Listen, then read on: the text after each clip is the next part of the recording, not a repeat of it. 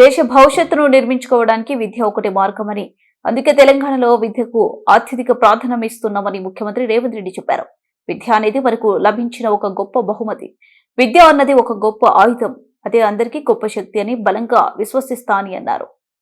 కేరళలోని అలప్పులలో లోక్సభ సభ్యుడు, public accounts committee chairman K C Venugopal ప్రతిభ కనపరిచే విద్యార్థులకు ఎంపీ మెరిట్ అవార్డు 2025 బహుకరణ కార్యక్రమంలో ముఖ్యమంత్రి ముఖ్య అతిథిగా పాల్గొని ప్రసంగించారు.